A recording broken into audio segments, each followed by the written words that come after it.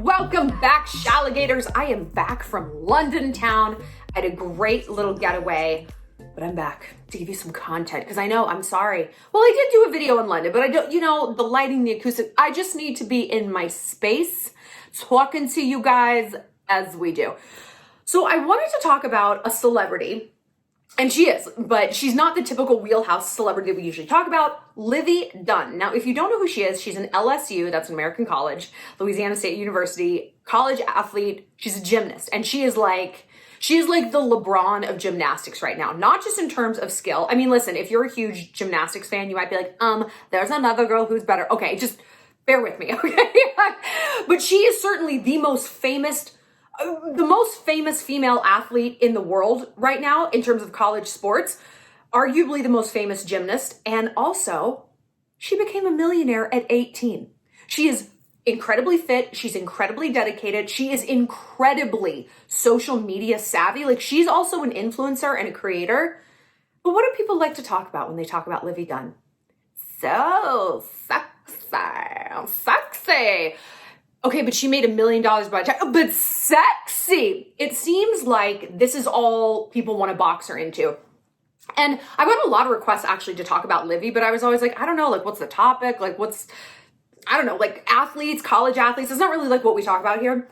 But I realized that after I did that Pamela Anderson video recently, and I think we did a few on Pam, and talking about how Pam was so much more diverse than what the media and even how she portrayed herself, but everyone wanted to just box her into sexy. Like that was it. That was all Pam ever was. And that's how I remember her. I was a kid when she was super popular, but it never like occurred to me to be like, what's beneath the surface? And I got to thinking, like, are we watching Pam 2.0 with Livvy Dunne? Like, is this a woman who is much more dimensional than the media is trying to give her credit for, and she's just getting boxed in? And then I started to think about how that relates to sports and girls. Now, I'm not the sportiest. I'm not the most rugged. And I'll admit that I wouldn't say trouble, but it takes me like an extra sort of mental step to be like, oh yeah, no, female athletes are like, they can be super sexy. Like, why would they not? Because I think I'm like a product of the media conditioning, which is not really allowing that for girls who are like bad bitches in sports, or they work out a lot, or they're like super mountainy and alpiney or Western. It comes in many forms, and it's not just specific to Livvy Dunne. I've actually got some really interesting statistics. You know I love a statistic because I found myself going down a fucking rabbit hole about this. So we're going to talk about Livvy Dunne and also talk about how you confuse strong and sexy, or like sporty and feminine. How do you do this? This is a huge issue so many of us are facing, especially us here in the Shallon, because we are very, very dimensional women, and society doesn't like that. So how do we break out of that? We're going to get into it. But before we do, you guys, I mentioned this last week, but I want to keep talking about it. We have a brand new course out for you. Happy endings. And see, I can say it with a British accent now. Happy endings. It is my 5-day masterclass on finding love on dating apps. Yep. 5 days to find love on Tinder or Hinge or Bumble or Farmers Only or JDate or whatever app you choose. So here's the deal. You click the link down below, you sign up. The second you sign up, you get your first video. And every day for 5 days, you get a brand new video. And it's going to break down everything from how to make the right profile, because this is arguably the hardest part of being on a dating app. You're like, how do I sum myself up? What pictures do I use? I'm going to tell you how to swipe strategically. Look for red flags with guys that are sneaky, but also green flags. Like, as a guy who maybe doesn't have the jazziest profile, could he be a great partner? I'm going to tell you how to take it offline, and because who the hell wants a pen pal? Nobody. And most importantly, I'm going to tell you how to act on a date. So listen, even if you're not super big into the apps, but you are dating and you're like, I just don't even know if I'm doing first date rights. What do I wear? Who pays? Do I text him after? I've got your answers. So go ahead and click down below. It's a great little course. And if you're in the Shallon, which is our cozy little online community where you get tons of bonus videos a week, tons of story times. I know you guys always want to hear what's going on in my life, but I've kind of moved that over to the Shallon because, I'm really sharing a lot of intimate stuff. I cry all the time. I tell you who I'm dating. I tell you everything. Everybody in the Shallon is getting the course for free, plus access to this year's Evil Week, Shallentine's Day, and our other Alpha Academy course, the Sexy Session Hookup Tutorial. So if you join the Shallontrage, you're actually going to save a ton of money. Plus, you get to connect with other Shalligators around the world. We're all in group chats all day. It's great. I love you guys. Okay, let's talk Livvy. Like I said, I started going down like a rabbit hole with Livvy Dunne, and because I didn't know that much about her. Like I could pick her out of a crowd. She's so tiny and cute and blonde. Oh my God, I forgot to tell you guys this. Okay, so this is another reason I became interested in Livvy. You know my mindset coach that I talk about, Laura St. John? Like my mindset witch? That's Livvy's aunt. And if you look at them side by side, you're like, oh my God, they look identical. And so to me, Livvy is the greatest example of Laura's coaching in action, because Laura like created Livvy. I mean, Livvy is a bad bitch on her own, but in terms of keeping her mindset right and keeping herself focused and productive, and because she's in the public eye a lot for so young a person. I think she's 20. So listen, Laura is also offering a discount on her services just for us, for the Shalligators. There's a link down below. You can save, I think, $70 on her course. You guys fucking do it. Like, her courses have changed my life. And they made Livvy a millionaire at 18. So, okay, so I just was like, flexing on that little connection. And Laura, like, I just happened to be talking to her about Livvy. She's like, you know, that's my niece, right? I was like, what? So it blew my mind. Okay. So I started Googling her a lot, and the articles that came up about her,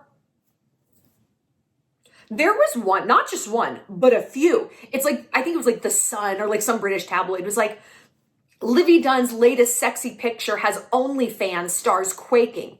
Do you know why they made that headline? Because people are Googling Livvy Dunne and OnlyFans. And you read that headline too fast, or you just pick out the top line words and you see Livvy Dunne OnlyFans. It's to try to imply that that's what she has. She doesn't have an OnlyFans, dude. She doesn't have an OnlyFans. And I'm like, that is so messed up. Like, this woman's an athlete. She's a professional athlete. I believe college athletes are like so much more impressive than like, you know, full-time professional athletes, because hello, they have to come home and do their math homework. Like, LeBron isn't doing stats, you know?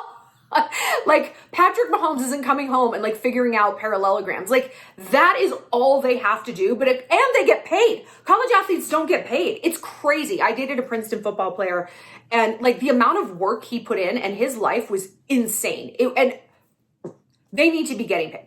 That's a whole other rant. It's a whole other rant. If you were a college athlete, actually, tell me down below, like, what was that like for you? I am, as I said, not an athlete. But I just thought it was wild how journalists, you know, it's like they're creating these headlines for clickbait and reducing Livvy to like her body and her sexiness. And here's what is so frustrating. She is allowed to be sexy. She is sexy. She's adorable.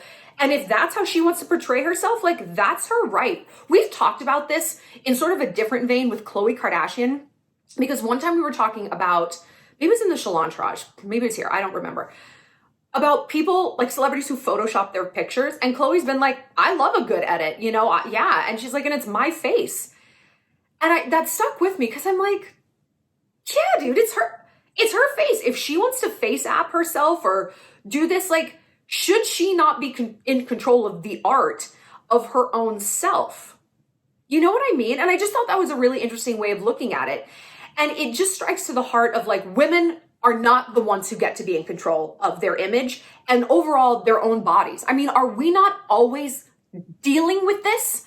Whether it's in laws that are being made against our bodies or what people are saying we shouldn't wear or trend. It has infected every aspect of everything. It just, once I scratched the surface of this, I got so gassed up and heated, even though I have like no skin in the game of college athletics. It doesn't matter. I have skin in the game of being a woman. So that's why this really, really irks me. And something else irked me. Okay, so Livvy was recently on the Today Show because let me see, hold on, I want to get this right. That's right.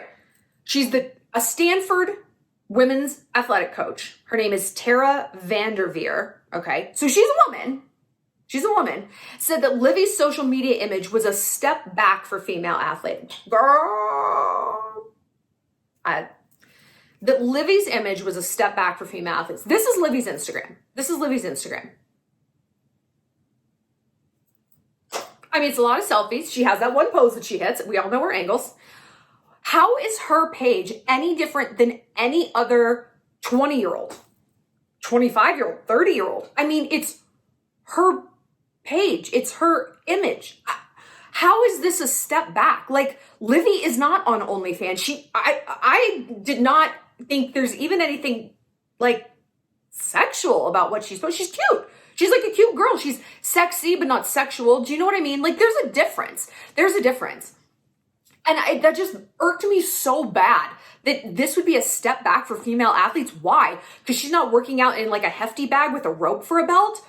Why does she need to be taken seriously? And for that to be coming from a female sports coach, like this chick of all people should be like, yes, represent all the different shades of athleticism.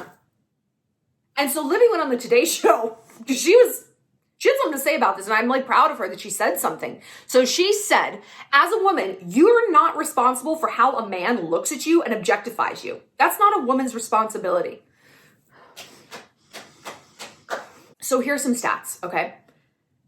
3.2% of media coverage about sports is given to female athletes and women's sports. And when it is, it tends to focus on like, they're sexy. And they're like these surface level observations. Like, I remember hearing when I was first learning about Venus and Serena, I wasn't hearing about the size of their biceps. Those girls are yoked. I've seen them in person. I'm like, oh my God, I would never pick a fight with you. Like their athleticism. No, it was their hairstyles and their crazy earrings. That's what I first heard about some of the most incredible athletes ever to play that game. And you would never have LeBron pitch to the media like that.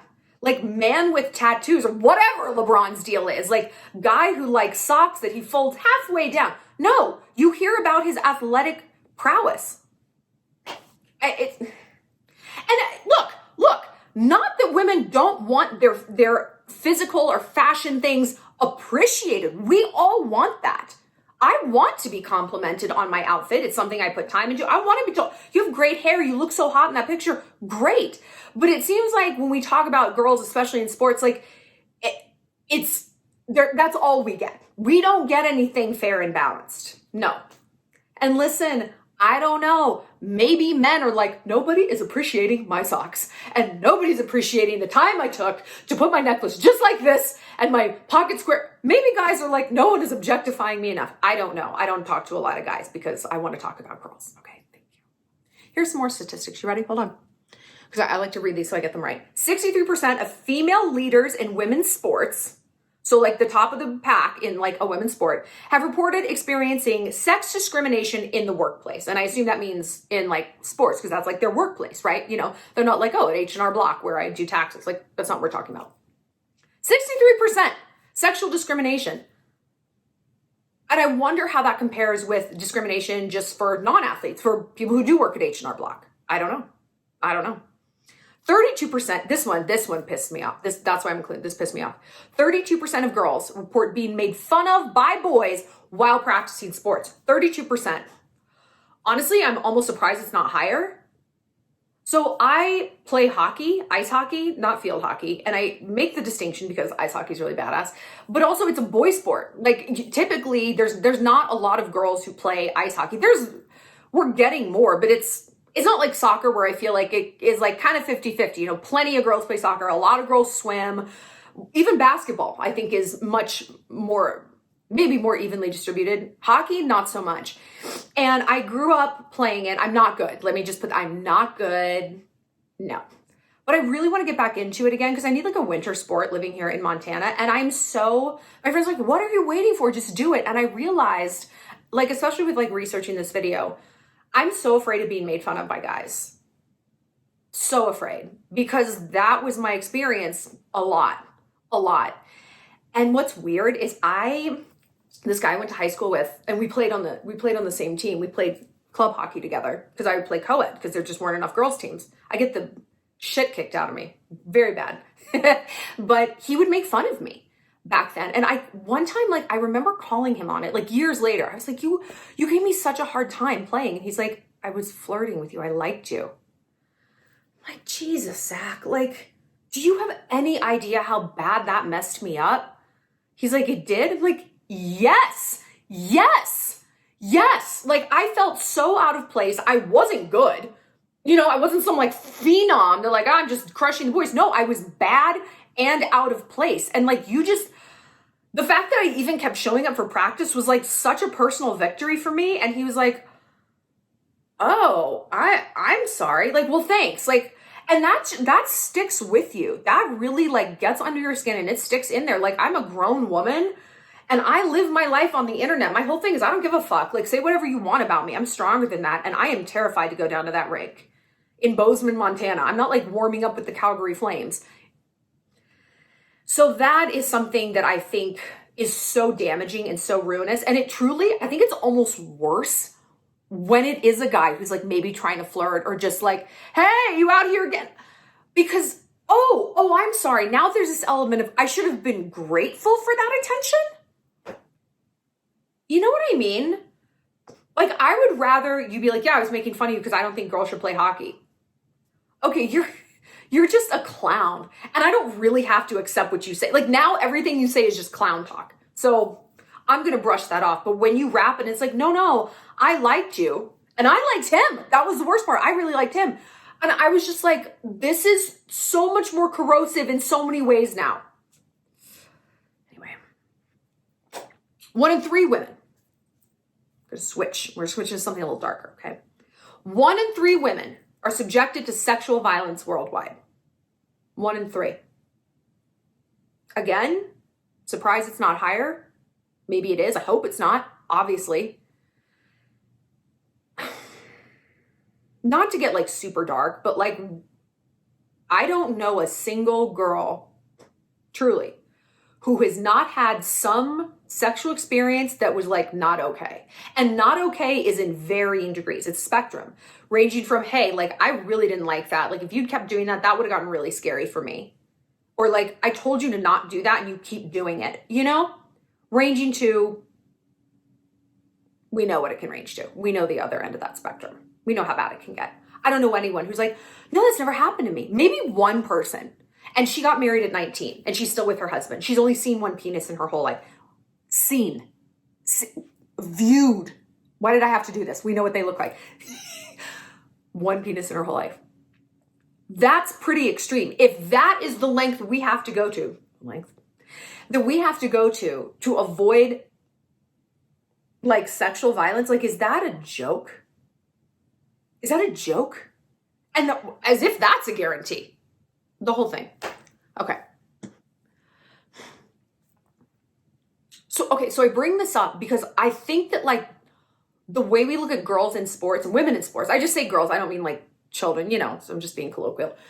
The way we look at women in sports and the biases we have there, and like, I think that's just emblematic of everything. Like, it really contributes to that overall worldwide culture of women don't matter. Women are less than. We can do whatever we want. We can say whatever we want. We can talk about them however we want. And therefore, we can treat them however we want. It's everywhere. And it's an epidemic. It's an epidemic. So Livvy's right. Like, this is not our responsibility, how women are observed and reported on in sports, but it is part of a larger thing that needs to be addressed. I know this got dark, but that's why we talk about stuff like this, because on the surface, it's like, that's a weird headline, Livvy with the words OnlyFans, but it's so much more than that. It's so much more than that. It's stripping women, whether they're super highly accomplished and motivated and bad bitch like Livvy, or just like a regular person, it's stripping them down to vag. It's just taking it down to vag. Like, it's taking us down to like this weird sexual object. If we're even that humanized, we're just like these things. So you might be asking, okay, like, well, what's the ideal scenario? I think just a scenario where like girls in sports can do it however they want, however they want. If they play basketball and you want to wear big oversized clothes, like, all right, you're a gymnast, you want to make it sexy and cover yourself in glitter and post your fanny on the gram, great.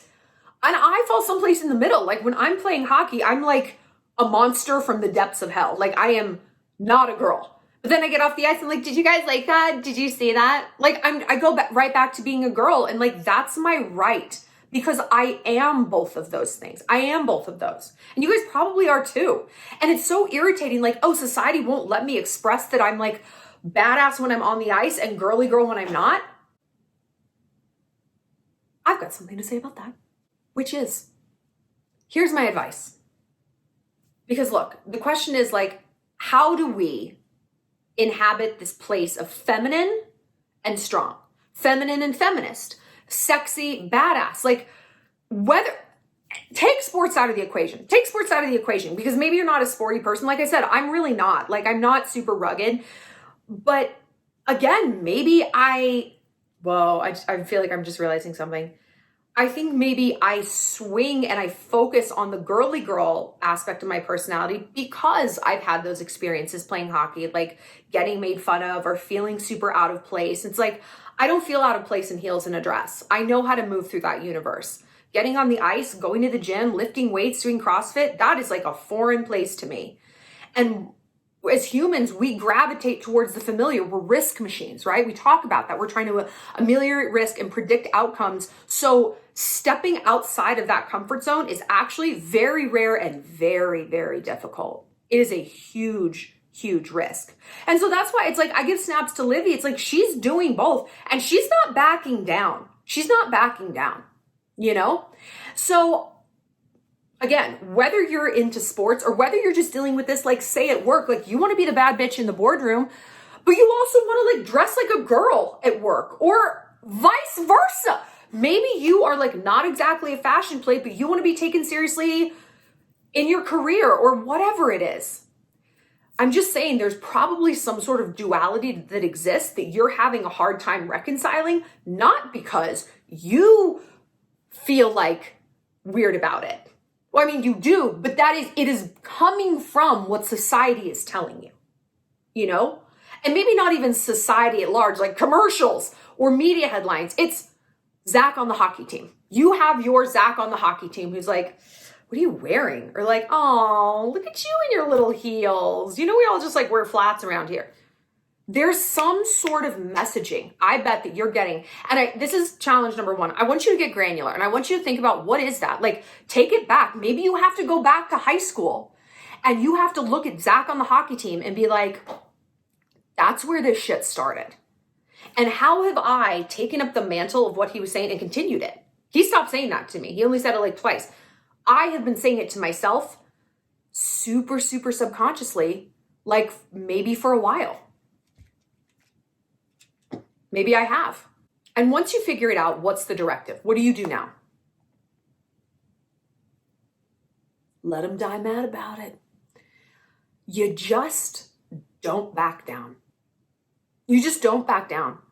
Why should we continue to take this dimmer switch we have inside of ourselves? Because we have a bunch of dimmer switches, right? I picture like a whole row of dimmer switches across my chest.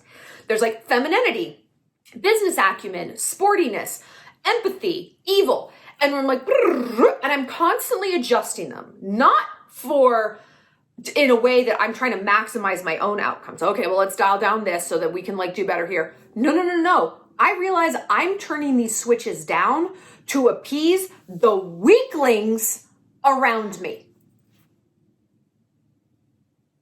Guys I meet on Bumble, people on my hockey team, society at large. Oh, let me dial that down. Oh, does that make you uncomfortable? Oh, don't worry, I'll just turn it off. We wonder why we have anxiety. We wonder why we don't sleep well. We wonder why we break out. Like we wonder why we feel all twisted and we ruminate and we spiral and blah, blah, blah. It's because all these switches are maladjusted. They're not arranged in the way they need to be, in a way that's authentic to us. They're arranged in a way that's designed to please everybody else. Fuck that shit. Fuck it. Nope. I want you to turn all those all the way up. If that's what's authentic to you, turn them all the way up. Turn up femininity, turn up sporty, turn up rugged, turn up empathetic, turn them all up. Well, I mean, how is that going to look? Who fucking cares? Who cares? How's that going to look to who? People who don't fundamentally respect you and who are so weak-minded and callow, they need to put you in a box so it makes more sense to their dumb reptile brain. That's who you're dialing yourself down for? Again, get granular. Who are you trying to please and appease? People you don't even like or respect? Why? Why are we doing that? Why are we doing that? Let's be like Livvy. Be like, that's not my responsibility. There's some quote I read one time. I forget who it's by. It's like by some actress. And she's like, other people's opinions of me are none of my business. Or like what people think about me is none of my business. And I go back to that. Sometimes I'm like, yes, it is. But then other times I'm like, it's really not. Like that sounds like a you problem. If you don't understand how I can be like glam and cute, but also go out and rustle horses and play hockey and run my own business and talk the way I do, that's a you problem, babe. A toddler doesn't understand how electricity works. Are we cutting all the power lines? I don't think so. I'm not putting myself like, oh, keep sweet, keep small, for people who are beneath me in terms of intelligence and self-awareness and multidimensional understanding. Pigeons and eagles. Pigeons and eagles. We talk about this. If you've never heard me talk about pigeons and eagles, pigeons are less than eagles. They are. An eagle is an apex predator, okay? They are incredible. Pigeons like, is that a Band-Aid on the ground? I'll eat it. They're idiots. And yet, if you put an eagle in the midst of a pigeon, the pigeons want no part of it. They're terrified. I don't want, get this thing away from me. Even though maybe they could learn something from the eagle. They could be like, damn, you eat salmon? I ate an old pen cartridge yesterday. They could learn a lot. Pigeons don't want to. And what does the eagle do?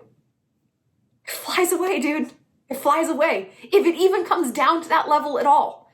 It doesn't sit around being like, oh God, they don't like me. They want to eat Band-Aids. I gotta eat Band-Aids. They're not trying to be a pigeon. They're like, well, we're different. Bye. I'd rather be by myself in my eagle atmosphere than down here eating old Band-Aids. So we gotta borrow some of that energy. Let's be like Livvy. Let's be like the eagles. Be like, I'm sorry, I'm not dialing it down. Because that is going to force people to just deal with it. I've talked to you guys about like, when people were trying to cancel me, and that's how I've heard they were trying. And people still try to start shit with me, like other YouTubers, and they talk trash. It's like, I never take that bait because you're a pigeon and I'm an eagle. I'm not getting down there with you. Enjoy your Band-Aid breakfast. I'm not eating that. That's not how I operate. And it de-incentivizes people from coming after me because they know I'm just not going to take that bait. And they can talk trash and they can do whatever they want. It's not going to change the outcome. I'm not switching down my dimmer switch of like intelligence and business acumen and my focus to engage with these people. And it's a very clear example for me. Like you're not even pretending that you like me or you respect me or giving me this advice for my own benefit. You're literally just trying to start a fight. And so it's so clear. And so it's so not appealing to me to take that bait. Why on earth would I? You're a pigeon, dude. I'm an eagle. I have nothing to learn from you. There's no win here for me. Okay, and the third thing you're going to do. So first you're going to get granular. Where does this, oh, I can't be both. Where does it come from? Where does it come from? And it might come from a bunch of different places. Number two, you're going to say, fuck it. And you're just not going to back down. And then number three, and this is important because we want to like build this, we want to make this a movement, right? We are alpha females. We know this. And with great power and great tits comes great responsibility. We do. Heavy is the head that wears the crown. We can share ourselves with the world however we want. Beauty, brains, rugged, feminine, whatever, a mix of this, however we want. So your challenge is like, start being a bit of a cheerleader for girls who you see trying to take that step. So like if you see a girl trying out for the volleyball team and she seems really shy and she doesn't seem like very confident, be like, hey, good job. Love those leggings.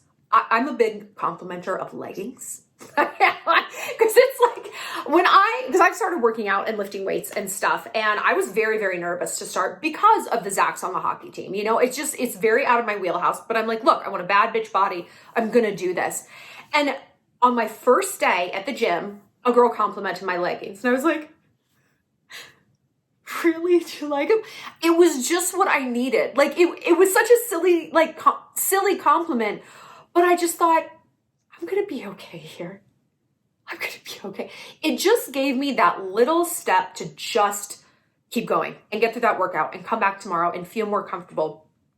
And it cost her nothing to give me that compliment. So when I see new people at the gym, I try to give them a compliment. Like, oh my God, like, and I don't make it about what they're doing. I'm not like, you're lifting so much, because I don't know. I just feel like that seems weird. So I'll just make it about like cute shoes, or like, oh, where'd you get those headphones? I've been looking into new ones. Just some, or even just a smile. Be like, hi, like, good morning. It seems so little, and it seems like not that impactful, but it honestly is. Like, you really just never know how far outside of someone's comfort zone they are when you interact with them, when you cross paths with them. And Joel Osteen has this great thing he says. He's like, if there's a compliment in your heart, it's put there by God to bless someone else that day. Like, if you are at CVS and you see the girl's nails, and it's like, I should tell her she has cute nails. No, that's weird. It's not weird. And I'm like, no, God put that in my heart because I need to tell her that, because for whatever reason, she needs to hear that. And maybe she's having a bad day and she is on her last. And just telling her that might it might do more than you think it does. So this is what I want you to do. Just go out and bless somebody with a compliment. And like I said, especially if you see them stepping outside their comfort zone. If there's the chick at work and she's gunning for the promotion, like, you got this. You're a bad bitch. Yes. That might mean so much to her, because you don't know what messaging she's getting in other places in her life. She could have a boyfriend at home who's like, are you crazy? You're not going to get that promotion. And just hearing like, hey, this one person believes in me, that could make all the difference in the world. All the difference in the world. And it's so easy. Like, it's really so easy to do. It costs us nothing. And then we feel good. We're like, oh, it's someone's day. Like, if your girly girlfriend wants to start a book club, or there's some like drama in my friend group here. Like, one of my friends, she's like, I really want to do like, not even a book club, but like a podcast club. And I really just want to like get smarter on political issues and blah, blah, blah. And I was there when this happened. I witnessed this. And the other girls were like, oh, you're just going to be like political. They were like trashing her for that. And I was like, I'll join it, because it's hot to be smart. Like, oh, it's so cute to not know what the fuck's going on. That's adorable. I was not here for it. I was not here for it. And she is a badass. Like, she's literally a millionaire. Like, she crushes it. But I could tell when she was saying this, that was like, it was outside her comfort zone. And the worst possible thing happened is everyone like, it's stupid. And I was like, no. Not on my watch. Not on my brunch. Not on my brunch. And later she's like, thank you so much for backing me up on that. I'm like, no, it sounds awesome. She's like, you don't have to do it. I'm like, no, I know I don't have to do it. I don't have to do anything. I want to do it. And it's a great, cool idea. And I'm proud of you for like diversifying and enriching yourself. And that could have made a huge difference in her life that day. Maybe not, but maybe it did. So maybe like err on the side of caution and be like, I could bless somebody with my compliments today. Because look, our culture does not make it easy to be diverse at all. But making those shifts, I do think, is easier than we think. And they can start with getting granular, not backing down, and then paying that forward and encouraging other people you see to step outside of their comfort zone, you know? So let me know what you guys think. What do you think about Livvy? I mean, again, like, step back. Okay. If you are a college athlete, or if you're like a sporty girl now, do you find it difficult to switch back and forth, you know, in terms of like, I'm going to be the girly girl tonight, or vice versa? Like, tell me your experiences with that duality and like the multidimensionality, and what has been the hardest part for you? Where has criticism come from?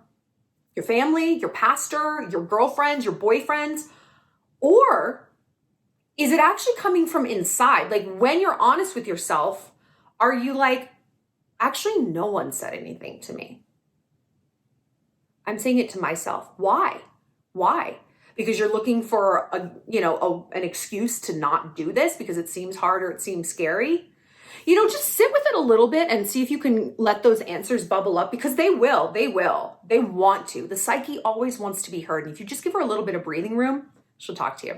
All right, Shalligators, I will see you later. Like I said, join my Happy Endings course to learn how to crush it on dating apps and find true love. I'm gonna tell you how to make a profile, how to swipe with intention, how to spot red flags, weed out fuckboys, find the good guys, take it offline, and rock a date. So that not only you get a second, you lay the foundation for a really great relationship. Go ahead and sign up at the link below. And also, like I said, join Laura's Mindset Manifestation course. Truly, like our advice, her mindset stuff and my practicality, they really go hand in hand very well.